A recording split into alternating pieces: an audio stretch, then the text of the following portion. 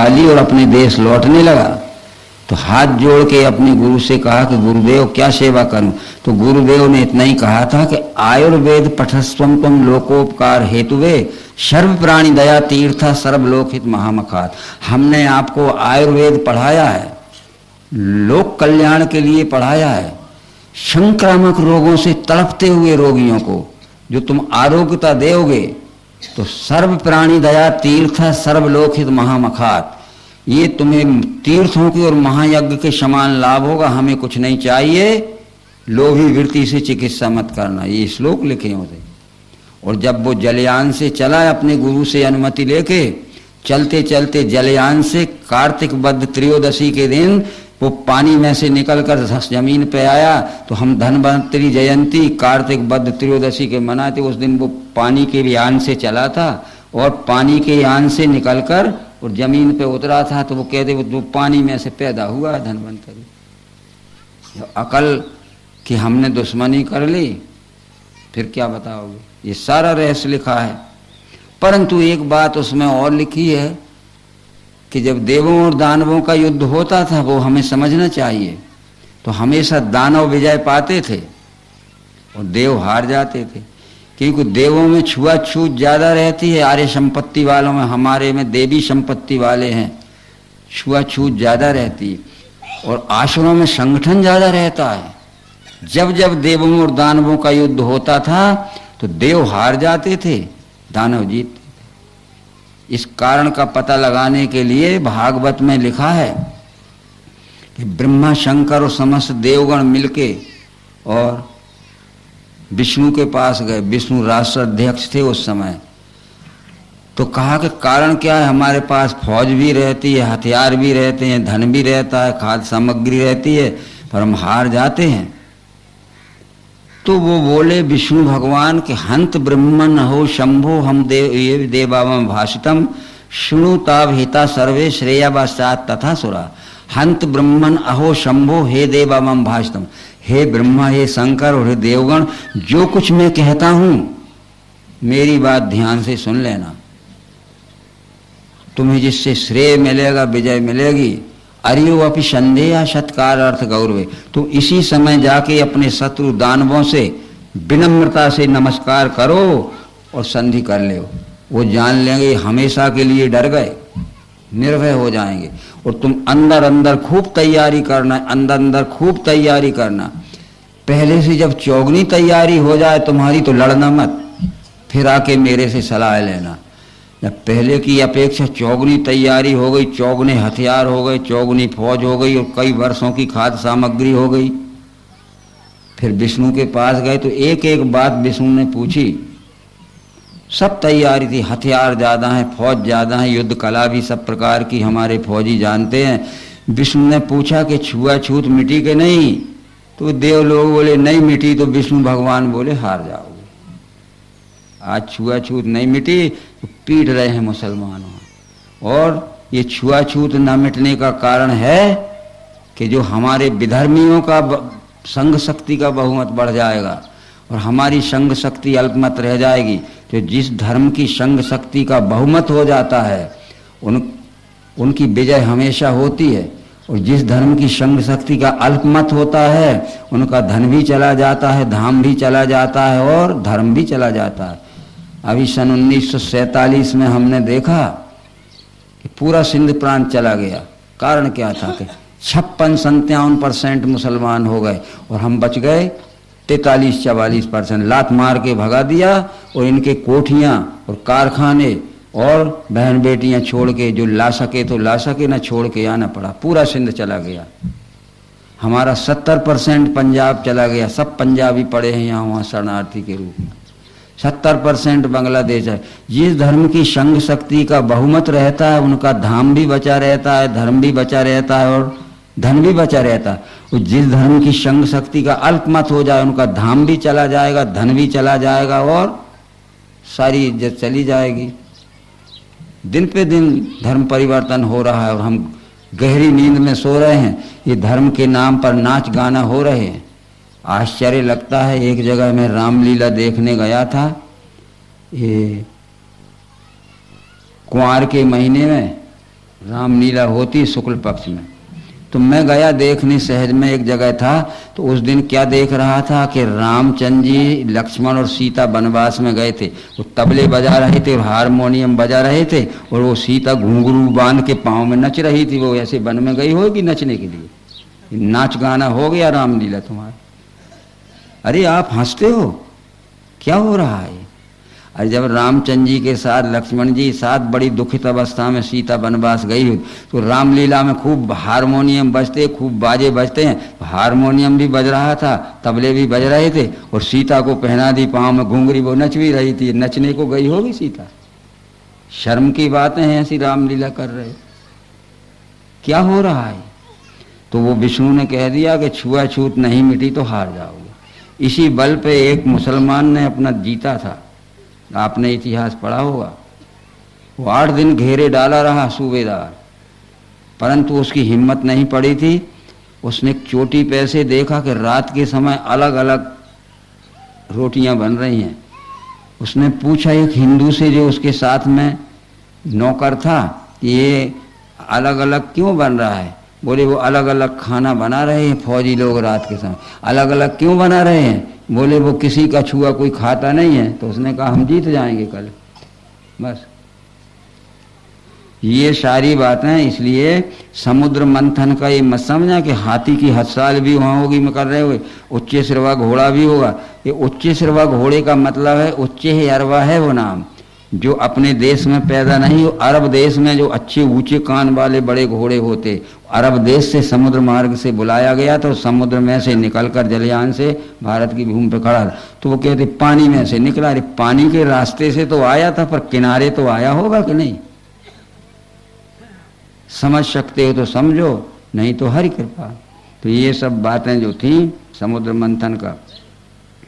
हरिश्चंद्र की कथा आती है भागवत के 9वें स्कंद में, थोड़ा ध्यान रखिए आप लोग। हम हरिश्चंद्र लीला होती है, नाटक होते हैं, नहीं करते हुए ड्रामा। तो विश्वामित्र जी का कर्ज चुकाने के लिए जब हरिश्चंद्र काशी में बिक गया, एक डोम के यहाँ बिक गया, अछूत के यहाँ बिका, तो राजा की सुकुमारता देखते हुए उसको शरीर के मेहनत का काम नहीं दिया डोम ने हरिश्चंद्र को।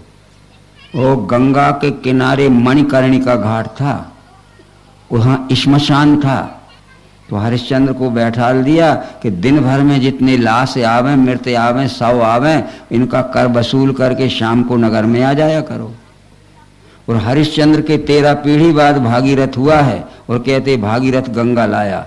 ये भागवत के 9वें स्कंद में देखो, भागीरथ के 13 पीढ़ी पहले हरिश्चंद्र काशी में गंगा नहाता आती था, तो वो भागीरथ कहाँ से ले आया गंगा? ये रखी है भागवत। खूब भागवत सुनो और खूब पॉकेट कटवाओ, सोने कमा कमा के पैसे के अंधविश्वासियों। ये तो रखी है, पढ़ लो। और वो यक्षवाकु वंश था, और भागीरथ के 14 पीढ़ी बाद में दशरथ और रघु हुए, और ये रामचंद्र जी हुए। वो सब सूर्य वंश था। बतलाइए, अब आप सोचिए कि हरिश्चंद्र के 13 पीढ़ी बाद भागीरथ हुआ है, इसमें लिखा है भागवत। और भागीरथ के 13 पीढ़ी पहले हरिश्चंद्र तो काशी में गंगा नहाता था, कहाँ की ले आया? वो तो पहले से गंगा है। कभी सोचा हमारे कथावाच कौन है? और ये भागवत में लिखा है, जरूर लिखा है ब्रह्मवायु पुराण में। हमने इसलिए आपसे कहा था कि धर्म के इतिहास से जो बेखबर हो जाएगा, धीरे धीरे आदमियत को खोके खर हो जाएगा। हम सनातन धर्म के इतिहास से अनबे गो गए। एक ही किताब पढ़ लेते हैं, एक ही किताब सुनाने वाले आ गए, एक ही किताब सुनने वाले बैठ गए, जो कह दिया हम मानते गए। तुलसीदास ने लिखा कि कलयुग में गुरु बहरे होंगे, शिष्य अंधे होंगे, लिखा होगा। गुरु शिष्य बधिर अंध कर लेखा, एक न सुने एक नहीं देखा। शिष्य अंधे होंगे, अब शिष्यों की आंखों में आंख नहीं दिखता, और गुरुजी 5 अंगुली तो बता रहे और कहते बेटा एक है, तो नहीं दिखता है तो 5 को 1 मानोगे कि नहीं? और गुरु 1 अंगुली बता रहे और कहेंगे बेटा जी 5 हैं, नहीं दिखता तो 1 को 5 मान, दिखेगा तो 1 को 5 हम क्यों मानेंगे, 5 को 1 क्यों? तो गुरु होंगे बहरे और शिष्य होंगे अंधे, जो कह दिया सो मानते जाएंगे। लिखा है रामायण में, गुरु शिष्य बधिरे अंध कर लेखा, एक न सुने एक नहीं देगा। और गुरु बहरे हैं, वो कहता है हम सब पूजा पाठ कर चुके, हम तीर्थ कर चुके, हम सब कुछ कर चुके, परंतु हमारा भ्रम नहीं गया। तो वो कहते और करो एकादशी, फिर या मकर संक्रांति नहाया आओ, या सोमवती अमावस नहाया आओ, पुण्य हो जाएगा, पाप धुल जाएगा। मित्रों, श्री कृष्ण ने जब अश्वमेध यज्ञ किया था पांडवों ने, तो द्वारका से हस्तिनापुर बुलाया था अर्जुन ने, युधिष्ठिर ने। अश्वमेध यज्ञ जब पूरा हो गया, तो जब श्री कृष्ण जी हस्तिनापुर से द्वारका जाने लगे, तो अर्जुन ने प्रार्थना की कि मेरी और आपकी उम्र बहुत लंबी हो चुकी है, अब हो सकता है कि दोबारा जिंदगी में मुलाकात ना हो। और श्री कृष्ण जी द्वारका में ही देह त्याग हुआ है, अर्जुन यहाँ हस्तिनापुर में। ये तो बता दीजिए कि लोग कहते हैं कि पवित्र नदियों का स्नान करने से पाप मुक्त हो जाता है, और तीर्थों में भ्रमण करने से, तीर्थों में निवास करने से और तीर्थों में दर्शन करने से भी पाप मुक्त हो जाते हैं। तो आप नोट करिए, अश्वमेध पर्व में अनुगीता है, उसमें कृष्ण ने क्या उत्तर दिया है कि आत्मा नदी संयम पुण्य तीर्था सत्योद का शील तटादयो भी तत्राभिषेकम कुरु पांडु पुत्र न वारणाति शुद्धियंती च अंतरात्मा। आत्मज्ञान रूपी नदी में तत्वदर्शियों का सत्संग रूपी स्नान करो और सदाचार और ईमानदारी से चलो, ये तुम्हारा तीर्थ हो जाएगा। न वारणाति शुद्धियंती च अंतरात्मा, पानी में नहाने से कभी पाप मुक्त नहीं हो सकता है आदमी। आत्मा नदी संयम पुण्य तीर्था, आत्मज्ञान रूपी नदी में तत्वदर्शियों का सत्संग रूपी स्नान करो और फिर सदाचार और ईमानदारी से चलो, ये तुम्हारा तीर्थ होगा। न वारणाति शुद्धियंती च अंतरात्मा, केवल पानी में डुबकी लगाने से आज तक कोई पाप मुक्त नहीं हुआ। और ये भी कह दिया कृष्ण जी ने कि हस्तिनापुर गंगा किनारे है, और दुर्योधन का और दुशासन का जन्म हस्तिनापुर में हुआ था। ये दोनों भाई प्रतिदिन सवेरे शाम 2 बार गंगा नहाते थे। गंगा नहाने से ये पुण्यात्मा होते, तो ये राक्षस क्यों निकले दुर्योधन दुशासन? और तुम कहते हो कि तीर्थों में जाने से, तीर्थों में निवास करने से, तीर्थों में दर्शन करने से पाप मुक्त हो जाते हैं। तो कंस का जन्म तो मथुरा में हुआ था, वो राक्षस क्यों हो गया? केवल तुम देख आओगे और पाप धुल जाएंगे। तो अर्जुन फिर पूछता है, तो क्या बड़े बड़े नदियों में, गंगा में, यमुना में, नर्मदा में स्नान नहीं करना चाहिए? तो कृष्ण जी कहते हैं कि बड़े बड़े जलाशयों के किनारे ज्ञान प्रचार के केंद्र बनाए गए थे। यदि 6 वर्ष तक पानी नहीं गिरा तो गंगा का, यमुना का, नर्मदा का पानी समाप्त ना होगा। खाने की चीजें तो दुनिया से बुला लेंगे। तो बड़े बड़े जलाशयों के किनारे ज्ञान प्रचार के केंद्र बनाए गए थे कि 6 वर्ष तक पानी नहीं गिरा तो पानी का कमी नहीं होगी, खाने का सामान तो दुनिया से बुला लेंगे। इसलिए बड़े बड़े जलाशयों के किनारे ज्ञान प्रचार के केंद्र बनाए गए थे।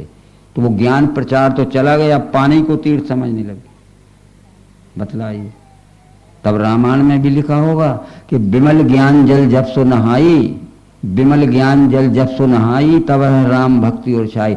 निर्मल ज्ञान रूपी जल में जो सत्संग रूपी स्नान करता है वो होता है मुक्त। सारी बातें भैया लिखी हैं, हमको कहते टाइम नहीं है। और अभी देखो एक पाखंड का बड़ा भारी प्रोग्राम आ जाएगा तो सब छुट्टी ले लेके आ जाएंगे। इससे झूठे को तो जग ऐसा दौड़ता है जैसे शहद की मक्खियां दौड़ती हैं, और साचे से दूर रहना चाहते। पुण्याई जिनकी होती है वो सत्य की ओर आकर्षित होते हैं, और जिनकी पुण्याई नहीं होती उन सत्य का ग्रहण करना बड़ा कड़वा लगता है। तो ये सब बातों को विचार करते हुए वो हरिश्चंद्र की कथा समझ लीजिए कि हरिश्चंद्र के 14 पीढ़ी बाद भागीरथ हुआ है, और भागीरथ के 14 पीढ़ी बाद पहले हरिश्चंद्र काशी में गंगा, ये 9वें स्कंद में लिखा है। परंतु एक बात उसमें ब्रह्मवायु पुराण में आती है, फिर हमें पुराने इतिहास देखना पड़ेंगे कि भागीरथ के पूर्वज जो उसके दादा परदादा परदादा थे, उनने देखा कि गंगा की विशाल धारा पहाड़ों से बहते ही और गंगा सागर में गिर जाती है। इतने बड़े पानी की विशाल धारा का उपयोग उपजाऊ भूमि को और आबादी वाले बड़े बड़े नगरों को कुछ नहीं होता, पानी फालतू बह जाता है। तो भागीरथ के 4-5 पीढ़ी पूर्व के पुरखों ने ये लिखा है कि उस गंगा की विशाल धारा का उपयोग बड़े बड़े आबादी वाले नगरों से हो गए, जहाँ के पानी को तरसते थे लोग, और उपजाऊ भूमि के लिए हो कि पानी नहीं मिलता था जमीन को तो 3-4 गुना अनाज निकलता था। तो उसने काम शुरू किया और 70% काम उनका पूरा हो गया, और किसी कारण से उनका समय समाप्त हो गया। उसके बाद किसी ने ध्यान नहीं दिया। जब उस कुल में भागीरथ आया तो भागीरथ ने अपने दादा परदादा का काम पूरा करने के लिए उस धारा को बड़े बड़े आबादी वाले नगरों में से, जहां पानी को तरसते थे लोग, और बड़ी बड़ी उपजाऊ भूमि में से जहां सूखी पड़ी रहती थी 2-4 गुना अनाज निकलता था, आगे बढ़ाना चाहा।